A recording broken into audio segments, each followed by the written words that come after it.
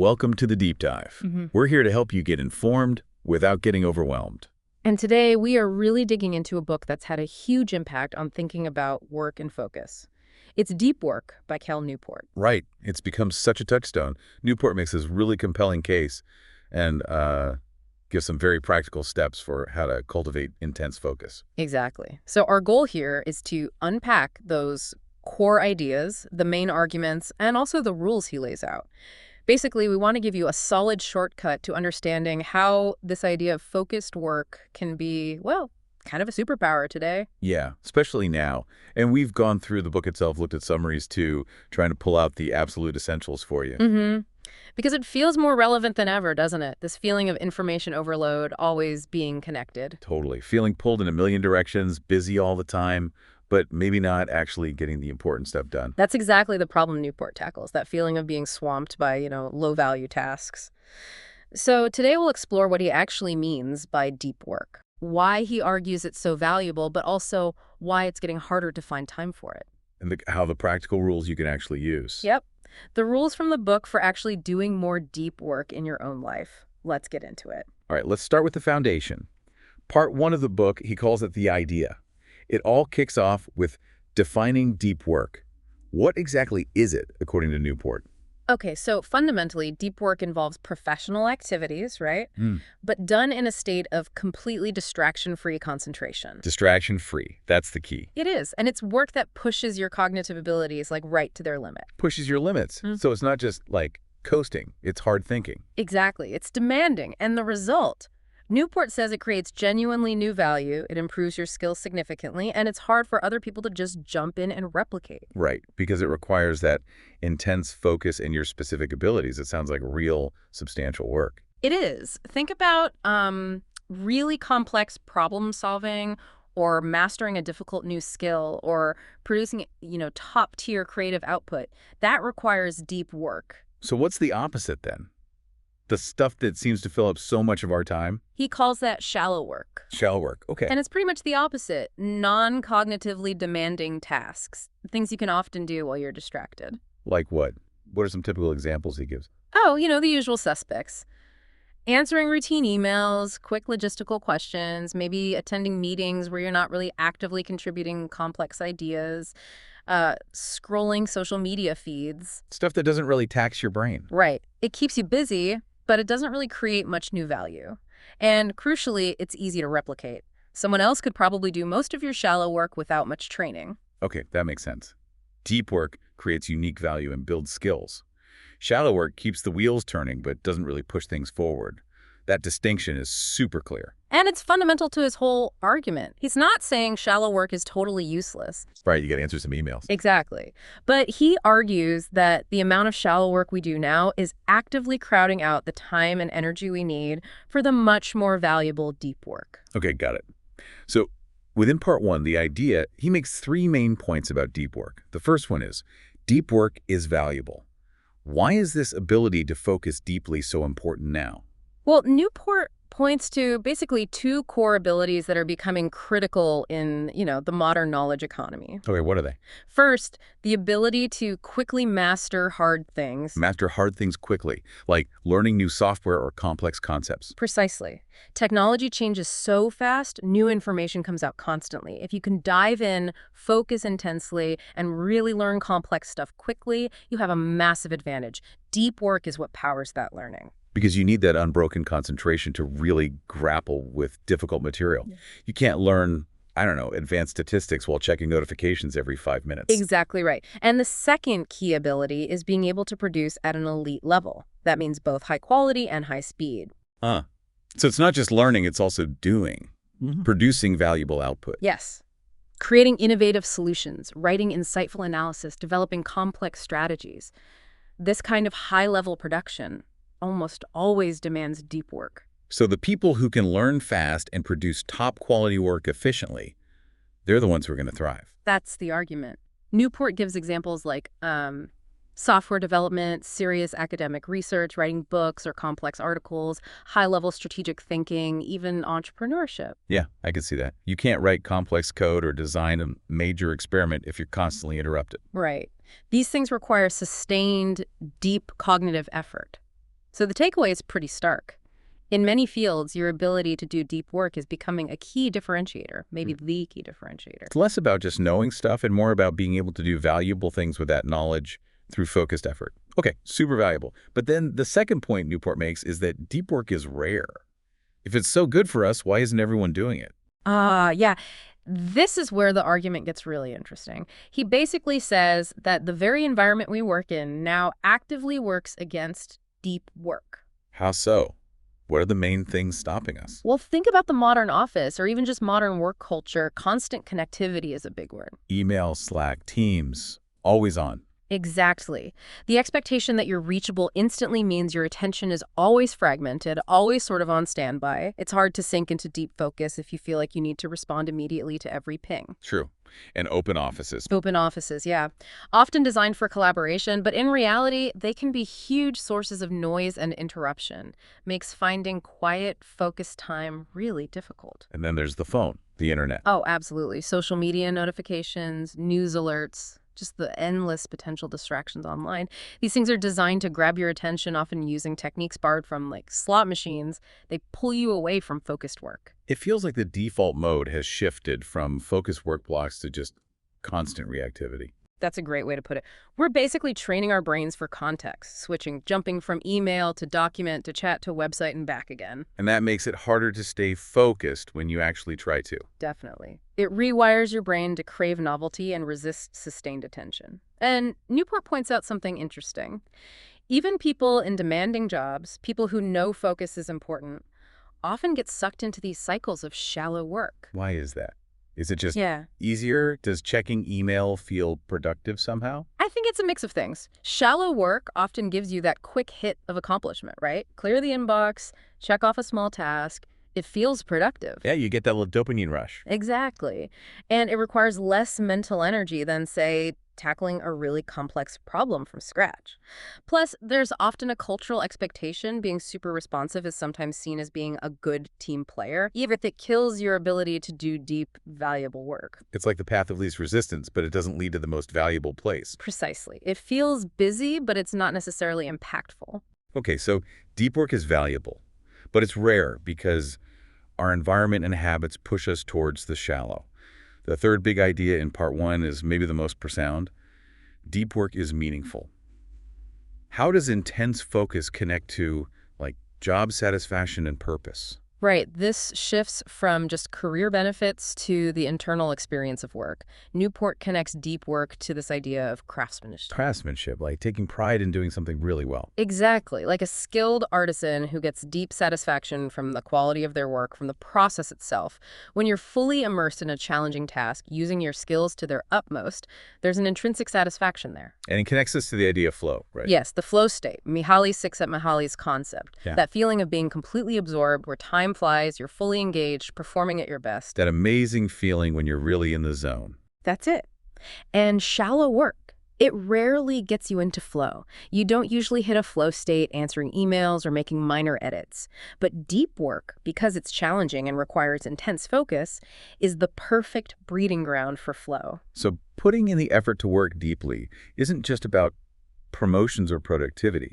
It's actually about making the work itself more enjoyable and fulfilling. Absolutely. Think about how you feel after a day of scattered, reactive work versus a day where you had a solid block of focus time and made real progress on something important. Oh yeah, huge difference. One feels draining, the other feels accomplished. Right.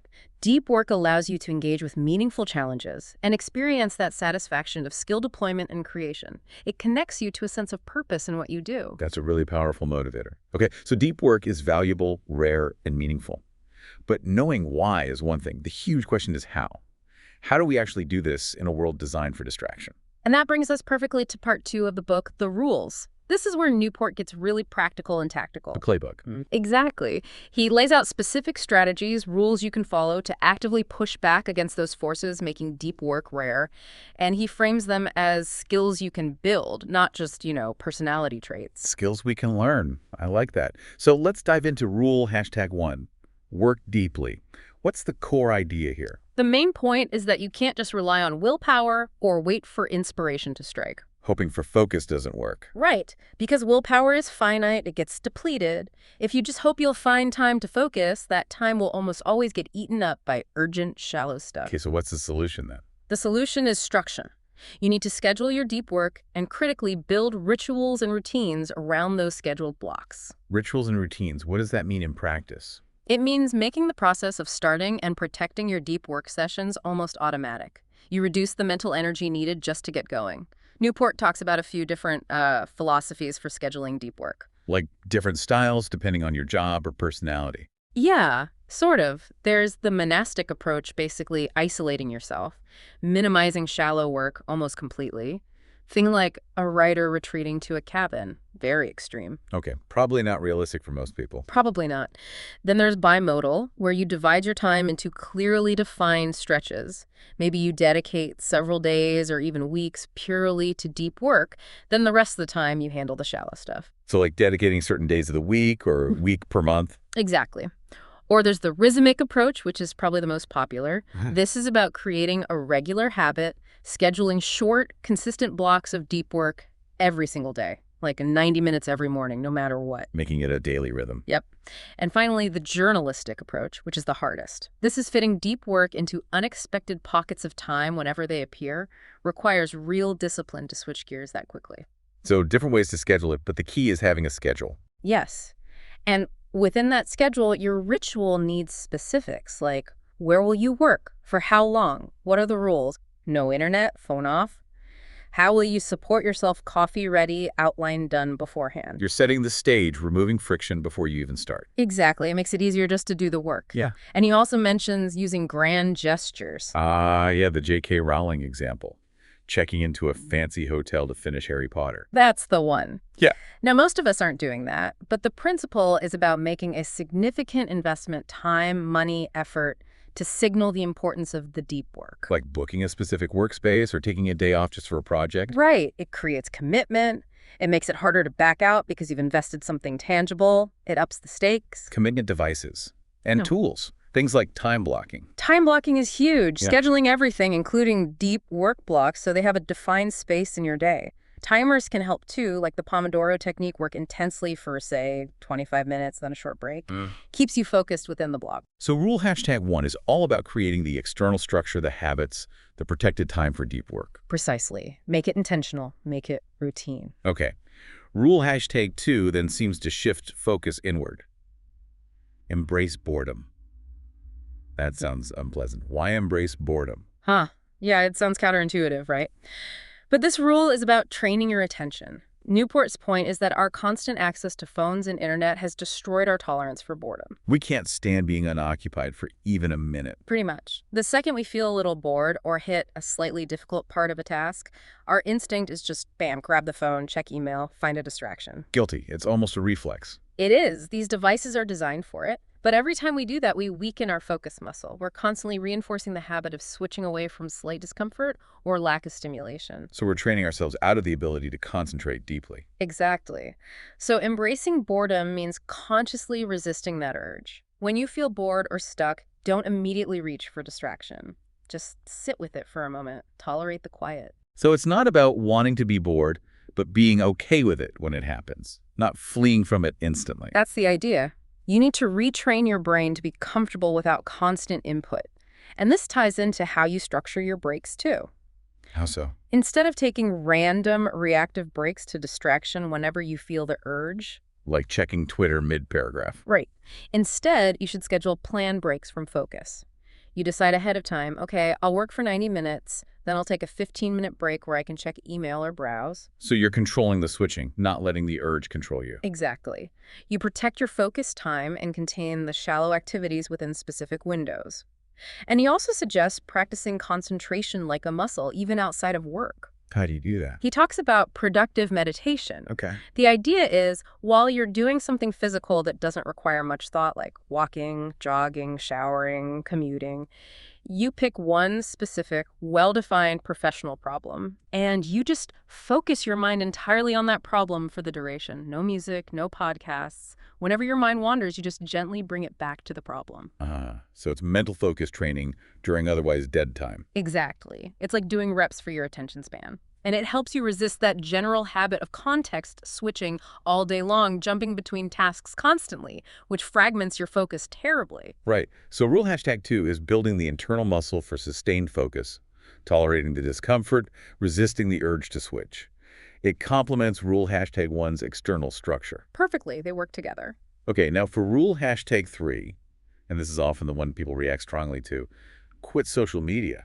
That sounds pretty drastic. It does sound drastic, and Newport acknowledges that. But his argument isn't really about social media being inherently evil or anything. It's not a moral judgment. No, it's pragmatic. It comes back to attention and focus. His point is that these platforms are engineered to be addictive. They provide unpredictable rewards, constant novelty. The infinite scroll. Right. All designed to capture and hold your attention and to make you check back frequently. And every time you switch your focus to check Instagram or whatever, even for a few seconds, You lose momentum on your main task. exactly. You leave what he calls attention residue. Part of your brain is still thinking about the previous thing, so you can't fully re-engage with the deep work. These platforms don't just cost the time you spend on them, they degrade your ability to focus off them too. Okay, so the cost to deep work capacity is high, maybe higher than we realize. What's his proposed solution? Just delete everything. Not necessarily delete everything for everyone, but he suggests a much more rigorous approach than just passively using them.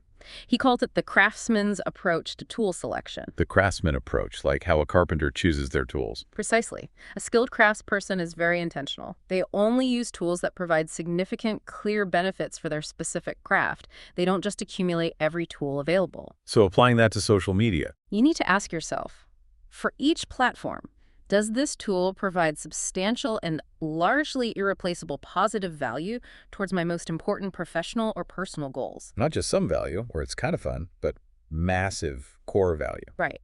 Is it critical for achieving something you deeply care about? And are the benefits significantly outweighing the costs in terms of fractured attention and lost deep work time? And if the answer is maybe not, or just it's convenient. Then, following the craftsman logic, you should seriously consider quitting it or drastically limiting its use. Maybe try a 30-day detox, Newport suggests, and see if anyone actually misses your presence for important reasons, or if you miss out on anything truly essential. Often the answer is no. It forces a very deliberate cost-benefit analysis on tools we often just use by default. Exactly. It's about reclaiming control and valuing your limited attention more highly than the fleeting rewards these platforms offer. Be intentional. Okay, a challenging but potentially powerful rule. That brings us to the last one, rule hashtag 4. Drain the shallows. We know shallow work exists, we can't eliminate it all, so how do we manage it? Right. This rule is about damage control, basically. Since shallow work is necessary but low value, the goal is to minimize the time and mental energy it consumes so you have more left for deep work. Contain the beast. How do we do that? Several tactics here. One we've touched on is really leaning into time blocking for your whole day. Not just scheduling deep work, but scheduling the shallow stuff too, like answer email 10.0000 to 10.30. Exactly. It might feel a bit rigid initially, but it does two things. One, it makes you consciously aware of how much time shallow tasks are actually taking. Two, it forces you to be efficient within those blocks. You can't let email sprawl across 3 hours if it's only scheduled for 30 minutes. It contains it. It puts boundaries around it. What else? Making yourself harder to reach is another key strategy. This isn't about being unresponsive, but about reducing unplanned interruptions. Turn off notifications. That's a big one. Turn off email and chat notifications. Close those programs when you need to focus. Set clear expectations with colleagues about your response times. Maybe you only check email twice a day, for instance. Create friction for people trying to interrupt you with low-value requests. You batch communication on your terms. Right, and this also relates to learning to say no more effectively. The difficult art of saying no. Yeah, or at least pushing back, questioning if a meeting is really necessary, if your attendance is vital, or if a task truly needs doing right now or by you. A lot of shallow work gets accepted just out of habit or obligation. That requires some confidence, though, especially depending on your workplace culture. It does. Newport suggests framing it in terms of prioritizing higher value contributions. Like, to focus on Project X, I need to decline this meeting, but I can catch up on the notes later. It's about advocating for your deep work. And the final piece of rule hashtag 4 is tracking. Tracking, like how you spend your time. Specifically, tracking how many hours you spend in genuine deep work each week. Just keep a simple tally. Why? What does that achieve? Awareness. Most of us, Newport argues, drastically overestimate our deep work time. Seeing the actual number, maybe it's only 3 or 4 hours a week, can be a real wake-up call. Ouch. Yeah, that could be motivating. Exactly. It gives you a baseline and helps you see if the changes you're making with the other rules are actually increasing your deep work capacity. What gets measured gets managed. Okay, so the 4 rules. Work deeply with rituals, embrace boredom to train focus, quit or curate social media intentionally, and drain the shallows by scheduling, reducing reachability, saying no, and tracking. It's a pretty complete system. It really is. And even just applying parts of it consistently can make a big difference. All right, let's try to pull this all together now. Thinking about the key takeaways from Cal Newport's deep work and how this applies to, well, you listening right now. What are the really big lessons here? I think the absolute core message is that focus. Deep focus. It's a skill, maybe the defining skill for success in the knowledge economy. Not just something you're born with. No, not at all. It's trainable. Like a muscle, you need to exercise it, protect it, build it up through deliberate practice and structuring your environment. Which means we have agency. We can actually get better at this. Exactly. And flowing from that, this idea that real-time management today isn't just about calendars, it's fundamentally attention management. Where are you directing your most valuable resource? Your cognitive capacity. Yes. And deep work is what happens when you direct that capacity intensely and without distraction. It's the engine for producing high-quality results, for learning quickly, for doing work that truly stands out. Like the modern world isn't set up for it. Not by default, no. The constant connectivity, the distractions, the culture of shallow busyness, they all push against deep work. You have to be intentional, almost fiercely protective of your focus. You got to build that fortress of solitude, even if it's just for 90 minutes a day. Metaphorically, yes. And maybe the most critical takeaway for your future for navigating complexity is that your ability to concentrate deeply will likely determine your success more than almost anything else. More than raw IQ, maybe even more than existing knowledge. Because it's the ability to learn and create with that knowledge that matters. Wow. That really frames it as the bottleneck skill. So for you listening, why should you care? Why put in the effort? Well, ask yourself, are you consistently making progress on the big things, the projects or goals that really matter for your career, your studies, your personal ambitions? Or does it feel like you're constantly busy but maybe stuck in the shallow end? Running hard but not really getting anywhere important. Right. And think about the feeling, the mental exhaustion from a day of fragmented attention versus that deep satisfaction after a focused session where you really cracked a problem or created something significant. It's not just about productivity, it's about fulfillment too. Absolutely. Deep work connects you to that feeling of craftsmanship and flow we talked about. It makes work more engaging, more meaningful. So how can you start? It sounds like a lot to change all at once. Don't try to change everything overnight. Pick one thing. What's your biggest pain point? Is it constant notifications? Try turning them off for just an hour or two each day. Or maybe scheduling just one deep work block. Yeah, maybe one 60 or 90-minute block 3 times a week. Treat it like an important meeting. Or maybe focus on rule #2 when you find yourself waiting in line. Resist the urge to pull out your phone. Just be bored for 2 minutes. Train that muscle. Or batching email. Check it twice a day instead of constantly. Exactly. Small, consistent steps. Chip away at the habits that promote shallowness and deliberately build habits that support depth. Because it really is about building better habits, not just finding more time. And as you said, the payoff isn't just getting more done. No, it's about shifting the quality of your work and your experience of work. Moving from being reactive to proactive, from scattered to focused, from just busy to actually productive and hopefully more fulfilled. So that's the essence of Cal Newport's deep work. A really powerful framework for reclaiming focus in a world that seems determined to steal it. It really is. It argues deep work is valuable, it's rare, it's meaningful, and crucially, it's something you can cultivate. So we really encourage you listening to think about your own habits. Where does your focus leak away? What pulls you towards the shallow? And maybe most importantly, what's one small thing, just one step you could take this week based on these ideas to start building that deep work muscle? Yeah, if deep focus really is your most valuable professional asset, what are you doing, maybe unknowingly, that's eroding it? And what could you do starting today to strengthen it? It's a question worth pondering. Absolutely. Well, thank you for joining us on this deep dive into deep work. We hope it gives you some practical ideas for working just a little bit deeper. Thanks for listening.